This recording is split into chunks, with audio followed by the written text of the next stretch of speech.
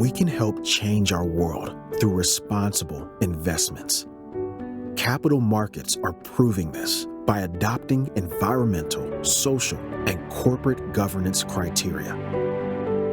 ESG investing is enabling companies to improve returns whilst driving positive change. Media investment has the same potential.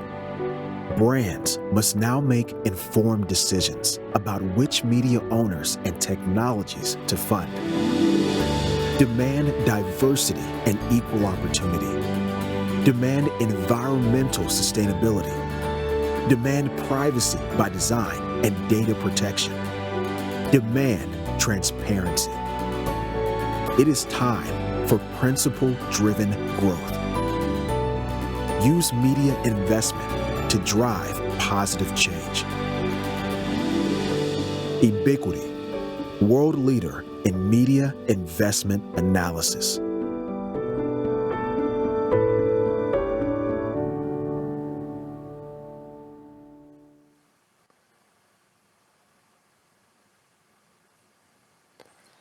We've heard it loud and clear from Sir David Attenborough and from Professor Rockström.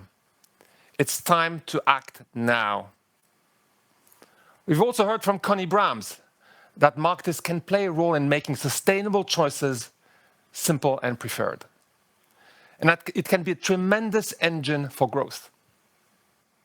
So why is it, at a time when society at large is mobilizing on climate change, many CMOs and the brand marketing community at large remain silent? So we set out to try and find out more. We know there's a lot of consumer research out there, but surprisingly, what didn't exist was a focus on sustainability in marketing. That's why we partnered with Project 17 and WFA Nudge Unit to interview some of our leading CMOs to design this project based on their insights. Now, thanks to the partnership of 34 of our national advertisations, whose logos you can see here, we were able to deliver a global first in sustainability and marketing research, focused specifically on the budget holders, on the client-side marketers. I know many of these associations and their members are here today, and I want to acknowledge them and thank them again. Now, comparing our data to consumer data from Nielsen and others, we see that marketers and consumers actually have quite aligned views on this. Brands can make a difference when it comes to sustainability, which is an encouraging start. Yet, whilst the marketers told us they believed marketing can make a difference in the sustainability journey, the reality today looks quite different. When we look at the maturity curve from a corporate level versus marketing specifically, we can see that the marketing function actually lags behind. Whilst 2/3 of our sample felt their organization was progressing well or was well advanced, more than half of them felt that the marketing function was only about to start or taking its first steps on the journey. Now, why is that? There's obviously the consumption conundrum. Marketing is often seen as a driver of consumption and therefore potentially in conflict with a sustainability agenda. But layered upon that, we've identified 3 types of gaps. There's an organizational gap. Sustainability does not fit easily into existing structures, and there's often a lack of a dedicated function. There's a capabilities gap. Marketers lack education in this area. And then there's a measurement gap, making monitoring progress on sustainability efforts really hard for marketers. And for a function which prides itself on being customer-centric, we see that sustainability means very different things to different people, notably so in different markets around the world. According to Latana's work, for people in Latin America, sustainability means tackling deforestation. Whereas in China, it's air and water pollution. And for India, it's reducing water usage. And whilst the UN SDGs were a helpful unifying factor, with almost 80% of companies using this framework, we see that marketers' priority SDGs differ by region. In North America, Africa, and the Middle East, gender equality is top of mind. For Europe and Latin America, it's climate action. Whereas in Asia, the focus is on good health and well-being. So lots of gaps. Yet from our research, we were able to start to understand how these gaps may be bridged. We've identified 4 major drivers of change. The first and most important driver is a commitment from senior leadership, a conditio sine qua non. Then there's the power of storytelling to impact behavior change amongst consumers, but also amongst colleagues. Education is key, both internally with marketing teams and externally with consumers. And finally, there's a need for partnership and collaboration. Ultimately, it feels like we need a mindset shift. True progress will require dramatic changes, not dissimilar to what we've seen with the digital transformation. Chief sustainability officers are only present today in 1/3 of the companies interviewed. Yet they will have a key role to play in helping drive a profound transformation that goes way beyond the marketing department. Whilst innovation in sustainability holds the promise of competitive advantages, this is not a zero-sum game. We will need to make this transformation together to make a difference. The industry needs to create a shared agenda for meaningful change. Through shared inspiration to help marketing find its voice and be a force for good. That's why WFA members have developed a CMO-level commitment.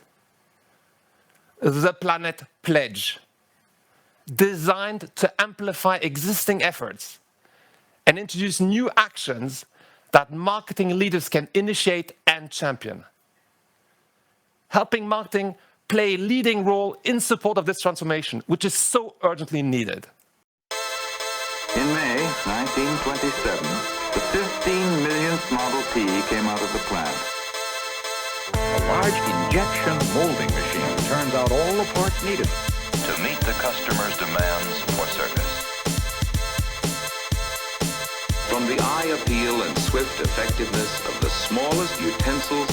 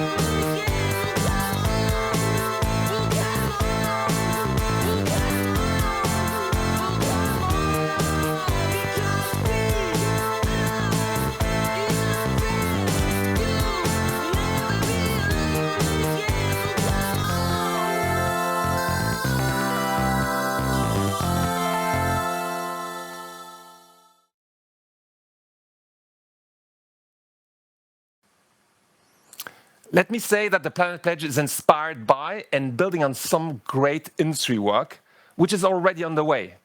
For example, the Advertising Association's Ad Net Zero initiative that was launched last year in the UK. Our aim is to drive adoption and give this global scale. In the spirit of the UN's SDGs, this can only work if we all embrace partnership across our industry. At this point, I'd like to hand over to Gail Gallie, our partner from Project 17. Now, how should I introduce Gail? I'd say she's a real campaigning hero. It would be too long to list all the things she's been involved in. Let me just say that she's the co-founder of Project Everyone, alongside British film legend Richard Curtis, and has launched the UN Sustainable Development Goals on behalf of the United Nations. She and her team at Project 17 have been great partners in helping us shape and drive the Planet Pledge initiative. Gail, over to you. Thanks so much, Stefan. It's really, really great to be here. And it's been a real honour to develop these commitments and this pledge with yourself and also your team and your members, because I feel that, as one of your members said yesterday, maybe we should have been doing this 50 years ago, but we're here now to do it, and there's not a moment to lose, as we've learned from Sir David and from Johan. So I'm really happy to be here, and really happy just to walk through a bit of the process that went into the pledge, and also a little bit of context about what it takes to be part of it, but it could not be better timed, I think. So if we can, I wonder if someone can help, because the slides need to move on and I'm not able to do that. So if someone can do that, it'd be wonderful, brilliant. So I think you mentioned it earlier, Stefan, in your introduction. We have been talking to some of your members, some of your CMOs, to really try and get under the skin of what it is that's going on in the marketing industry, and why is it lagging behind in terms of action out there to drive the sustainability message. So we've done some fantastically insightful interviews. We are working within the context of the 17 global goals, the 17 SDGs, of course, but we're focusing on the planetary ones. And where we've landed is really 4 territories that are the ones that have gone into the pledge. I think Connie said it earlier. It's very complicated, but marketing can make things simple. So this is what we're trying to do, is to make things simple. So I'll just run through those territories. The first one is leadership. I think we all know the power of a strong leader, and we also all know the need to sustain that leadership when there's a change needed to happen within a company. I think what we haven't maybe embraced so much is the power that marketing holds to drive that leadership forward. Marketers are the voice, that you're the ones that are driving literally the slides, the tone, the look, the communications. And I think we don't often acknowledge our power within the company to change that, as well as the power without. So this is about marketing really stepping into its leadership role. That's the first one. The second one, again, it's been mentioned all morning, the power and the need for partnerships. Nobody has all the answers here. We really need to collaborate with the scientists, with the NGOs, with the politicians. We also need to collaborate a little more with each other, which I know is counter to the usual marketing competitiveness around brands. But really, we are all suffering now in the same crisis. We are all planetary stewards, as David said, so we need to find a way of collaborating, and I know that the WFA is there to facilitate that, but this is a shift, I think, and it was coming from the interviews. People recognise the need for these partnerships and how powerful they can be. I think the next one is we really, really need to start thinking more about communicating and really harnessing and the capacity of our marketers to understand these issues. I think it's complicated. It's a complicated world. The role of marketing within it is complicated. So we need to scale the capacity of our marketing team so they understand this stuff and they can make it better. And then the last sort of idea is that we really need to trust and reinforce and grow these things. So if we can move on to just unpack the area of the pledge a little bit, we can start talking about that a little more. Can we move? There we go. So there's the 4 words that I hope will make it simple and clear and compelling for you to sign up. Commit, scale, harness, and reinforce. So let's unpack commit a little bit. It is so important that we all join together. And this year of all years, there is a conference at the end of the year called COP. You've heard it mentioned. And there's a campaign within that for the private sector to join called the Race to Zero. So the first thing we're asking in the pledge is, can you make sure that your company, it may already be, you may be already over the line in this one, but if not, can you talk to your company about signing up to the Race to Zero? And not just your company, but also your supply chain. You all work with a complex ecosystem, all of whom could sign the Race to Zero. So have a look at that afterwards and see what you could do about that. The next idea is scale, and that is about the education of your teams and your teams that you work with outside your business as well, if they don't know, they can't act. But if we educate and upskill and capacity build for these issues amongst the marketing community, this stuff will become second nature and people will start doing it anyway. So let's really all commit to that. And again, WFA is there in support, developing materials together so that we can make that easier for you to implement across your teams. So the next one, and this is my particular kind of favorite, if one's allowed a favorite, let's really harness the power of communication. Communication is now the superpower that is needed. Marketing can make things simple, like Connie said. It can also make things really compelling and desirable, like nobody else. So I think if we put those two things together, that truly is the superpower that is needed. And I believe it's the quote that David Attenborough opened his Instagram account with. He said, saving the planet is now a communications challenge. So let's really make sure we harness those communications and use them to advance us towards the future that we all need, for not just for us, but also for our children. And then finally, this important issue of reinforcing trust amongst our consumers. Everybody is afraid of greenwashing, and rightly so. At the same time, we need to be making some statements that we can back up, and we need to build trust with our consumers that when we do communicate to them about sustainability, we are doing so in an honest fashion that they can believe in and that they can come along with us. We need to show consumers where we're going, and we need to give them confidence that we're genuinely going in the right direction and alongside them. So again, working with the WFA, who are there to help share case studies and to find the right regulatory operating system to make sure that we are all comfortable at what we're saying and that we're all working together to keep those standards of trust and reliability up together. So there's the 4 bits of the pledge. Hopefully, as I said earlier, simple enough to get involved, but so important to do now. And just finally, to look at the amazing support that the pledge already has. You know, everybody understands that to get big companies to sign a new pledge is difficult and may take a little time. That's okay. But look at the companies who are already with us: MasterCard, Unilever, Tesco, Reckitt. I mean, you can read them. These are huge, complex companies. So I think our hope is if they can do it, it will give you all inspiration to think you can do it too. Have a look at in more detail after the event what it entails, but please join us because this is the moment. Thanks so much for having me.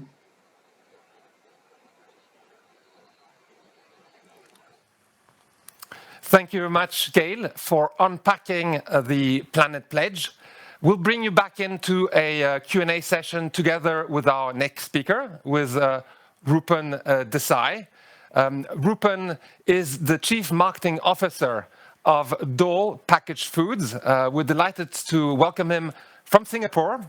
So Rupen is the CMO of a company based in California, he himself in Singapore, and he joins us virtually in Amsterdam today. We're delighted to have Rupen join us because he is the driver behind the Dole Promise, which is a very ambitious commitment to transform the value equation in Dole packaged foods in a way that works for people, that works for the company, and that works for all stakeholders involved, and that is respectful to the planet. A wonderful visionary leadership which is brought to bear in Dole, and we're delighted to be hearing from Rupen about his experience as Chief Marketing Officer of a company which has embraced wholeheartedly the challenge put to us by Sir David Attenborough and Professor Johan Rockström earlier in our program. Rupen, over to you. Thank you, Stefan. It's always a great day when you start with David Attenborough, go to Johan Rockström, go to Connie Brams, and then end, and you know that it's a slippery slope downhill. Over the next couple of minutes, my ambition will be to take you on the journey we've been. If at any point in time I sound like we know what we're doing, then I'd probably be doing a lot of disservice to the journey. Because our journey at Dole is that of trying, of learning, of acting, and then learning back again. To put the Dole journey into context, we have to start looking at the world we live in a context of nutrition. And the context of nutrition is it is a very unequal world. So depending on where you're born, the gender you're born with, the socioeconomic reality you're born with, your journey of nutrition inequality begins even before day one, which brings us very closely to our purpose.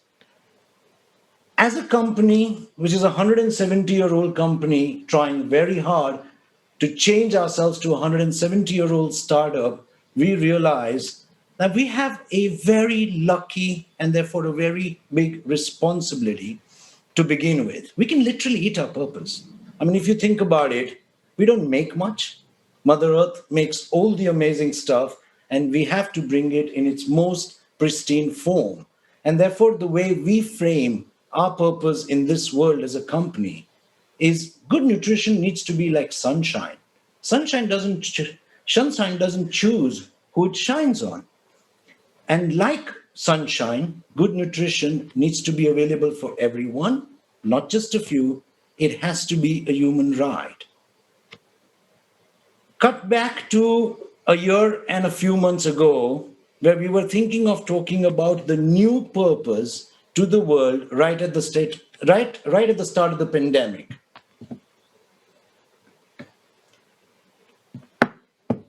And as we thought about the pandemic, it almost felt like this is nature's call for all of us to pause, to reflect, to reboot.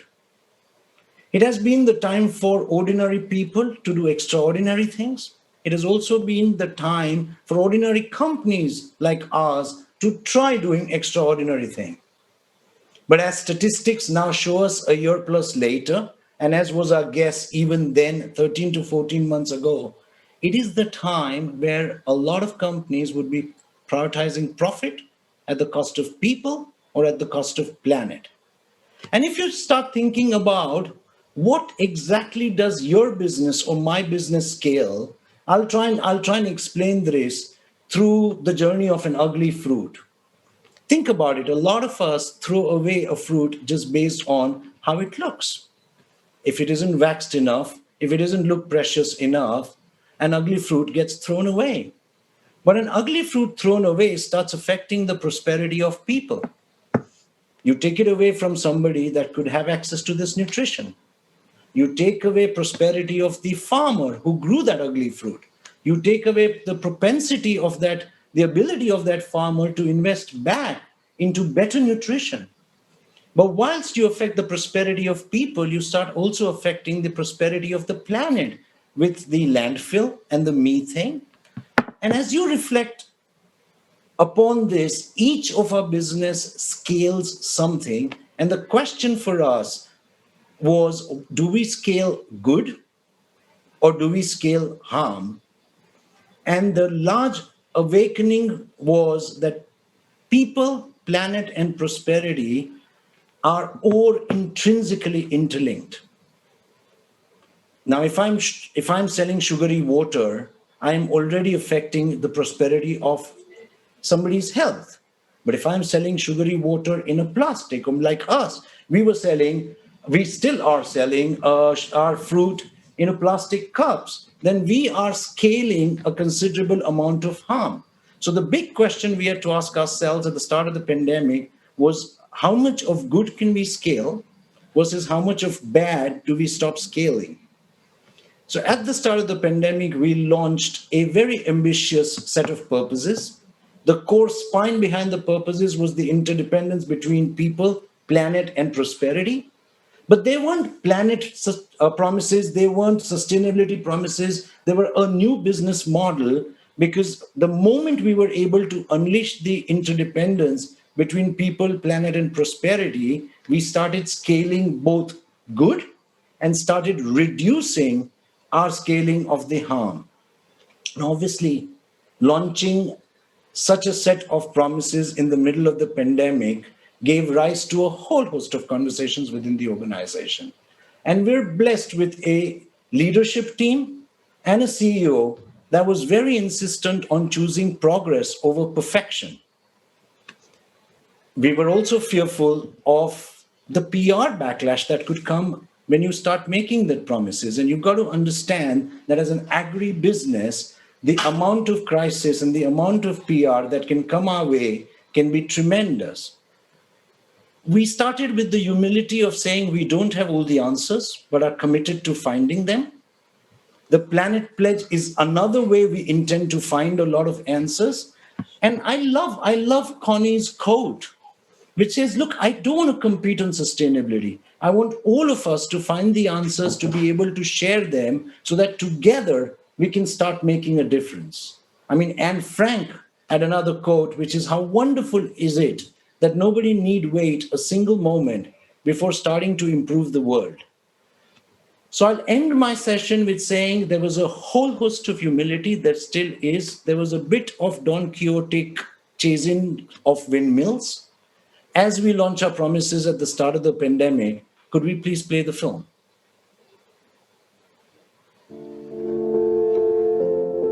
Dear leaders of the world, I've watched the world change a lot over the past few months.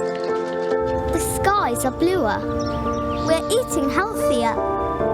Even the animals seem happier. So, why isn't it like this all the time? Why do we need to cut down so many trees without planting new ones? The oxygen helps clean up smoky factories. Why do we keep using plastic? We're poisoning the water and the fish we eat. Why do we add more sugar to food that's already sweet? All it does is make us unhealthy.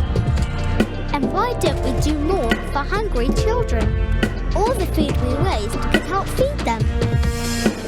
It's really simple. When we treat the planet better, everyone and everything gets better. And if you, the leaders of the world, can't get it right, then it's time for me to step up and do something about it. Sincerely, Sophia.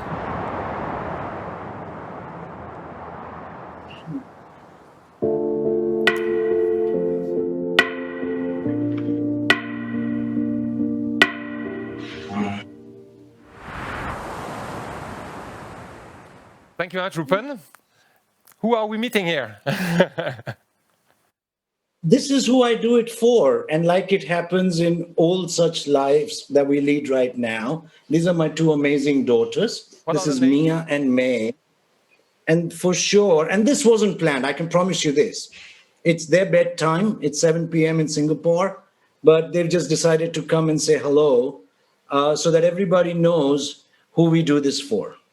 Say hello. Hi. Hello. Okay, let's go. Thank you very much for joining us. So, Rupen and Gail, we have a bit of time left to do a Q&A, and so I'd like to call on the audience to share questions. But let me start with what I think is now the most important question after having heard Gail unpack the Planet Pledges. Why should a brand sign up to the Planet Pledge today? Why should a company, why should a CMO sign up to the Planet Pledge? Gail, if I could start with you, why is that? If you, in less than a minute, please. Well, I think Rupen's just done the perfect kind of half answer to that, which is for the future generations. You know, if not us, who's going to do it for them? You know, if nobody does anything, they don't have a planet to live on. So that's the moral imperative. I think the business imperative is really clear. Like Rupen doesn't have a business if the planet fails. And I think that quite politically speaking, this year, there's nowhere to hide. You know, that the wave of momentum towards the COP process and the increased awareness and activism amongst the population, if this doesn't get sorted out, if your company can't say what it is doing, then it will be found out, and that will also be very bad for business. So bad for kids, bad for business, therefore sign the pledge. Rupen, and I'm going to be weaving into my question to you a question which comes from the audience is, why should the company sign up to it? And how do we make sure that sustainability doesn't transform everyday products into luxury products? If you could potentially talk to that too in your response.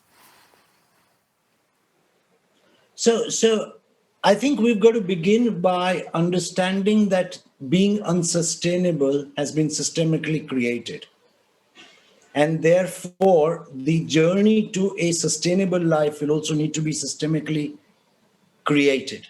So that will mean a combination of corporations, for-profit as well as not-for-profit. That will mean a combination of governments. That will mean a combination of policy.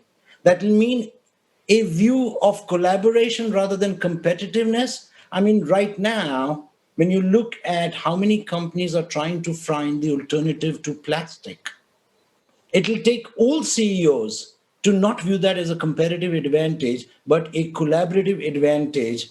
And at that point in time, we stop making sustainability a luxury product. If you look at the climate crisis, if you look at the planet we're living in, we can hardly call what we live in a affordable reality because we are on a very short leash and there isn't a plan B. Rupen, if I could stay with you, so the Planet Pledge is a commitment which we want CMOs to drive in their companies. So we want the CMOs to be the activist, the champion in the company for the Planet Pledge. What would you respond to marketing leaders who would counter Race to Zero, which Gail was setting out, is a company commitment that goes way beyond the remit of a marketer? How would you respond to that? But marketers, Stefan, I find that a self-defeating question even before we've begun to find the answers. I mean, marketers have always been at the forefront of creating the now, the near, and the next. And doing it for the humans that buy our products or our services. And when we look around us, consumers need it, consumers want it. Our own associates need it, our own associates want it. Our stakeholders need it, our stakeholders want it. So having a very myopic, systemically created, but still myopic view of profit rather than prosperity of both people and planet has to be where marketers lead.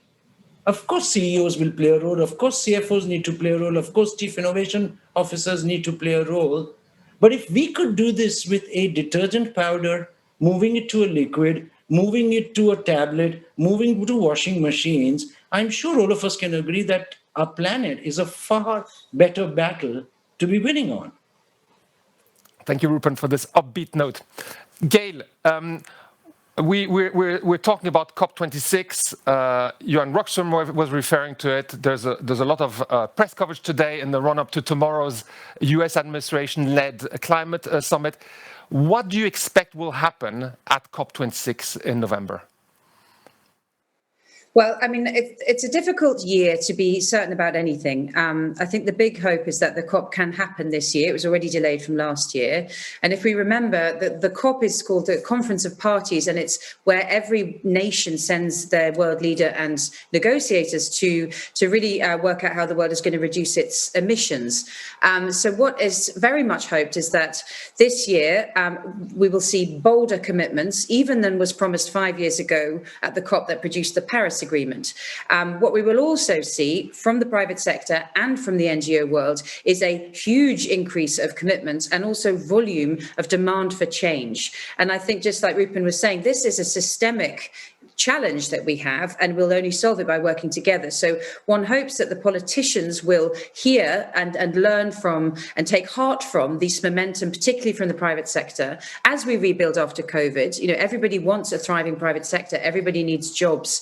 And so hopefully we will see politicians taking all of this into account and making ever more dramatic and ambitious statements about how and by how much they're going to reduce their own carbon emissions. That's the hope. Rupen, in your past life, in your pre-Dole life, you've been in the agency world and you've worked closely with many clients across many categories. As we look at the Planet Pledge ambition, where do you see the obstacles potentially, and where do you see the opportunities for this being taken up across different categories?